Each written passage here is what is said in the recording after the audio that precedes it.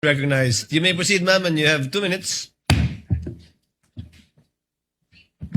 Salamat po, Mr. Presiding Officer. Para sa Counsel for the Defense, Mr. Presiding Officer, just for clarity, ano pong relevance nung video na ipinakita ni Attorney Zuleika Lopez? Sinasabi po ba ng depensa na yung mga alleged threats o alleged incitements ni VP Duterte ay prompted nung detention ni Attorney Lopez? Yes, Your Honor.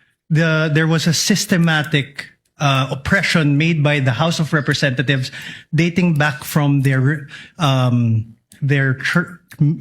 even before their mini trial, Your Honor. The committee headed by Representative Joel Chua began investigating the Vice President and her people, even when Attorney Zuleika Lopez was being interviewed by the House Committee of Quadcom Committee, Your Honor.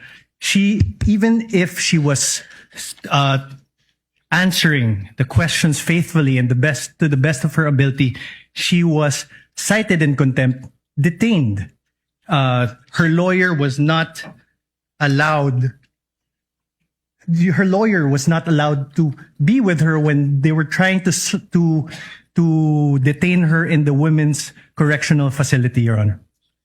So, Mr. Presiding Officer, Counsel for the Defense, position po ba ng depensa na pwedeng palampasin ang alleged grave threats kung may masasabing lehitimong dahilan para magbanta? Your Honor, that is not the point. No.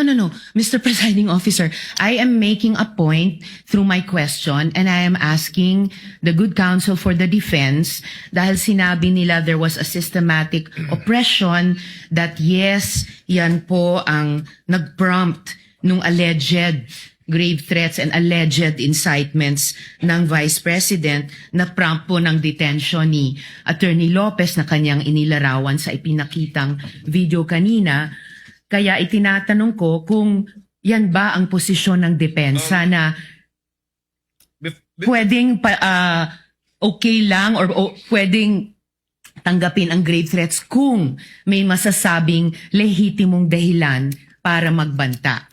Yes, Your Honor. Before counsel Yes, for Mr. Presiding responded answers, although he already answered in the affirmative, Your Honor, I was just referring to before. would like to remind the senator judges to be cautious in making counsels for either party make conclusions of law and fact instead of presenting evidence through a witness they will present or through direct, cross, redirect, or recross. Because if he answers Senator Judge Ontiveros, that would effectively place on record a conclusion of fact and law, not drawn from a witness, which they can very well do so during their closing remarks.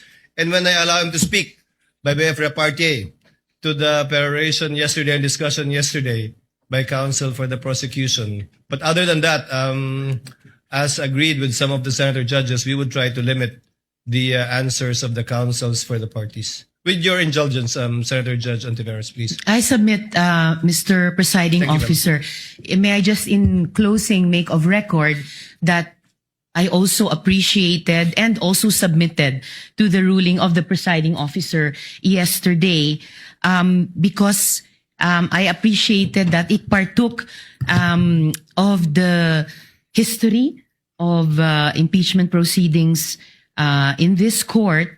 Pinag-aralan ko rin po ng maigi ang mga nakaraang mga impeachment trials at di hamak na pati noon naging liberal ang pagpapahintulot nila sa mga katanungan ng mga senator judges para lang mas maliwanagan ang iba't ibang punto. So I again thank the good presiding officer and again reiterate my submission to his ruling and thank the good counsel for the defense for his response. We thank Senator Ontiveros.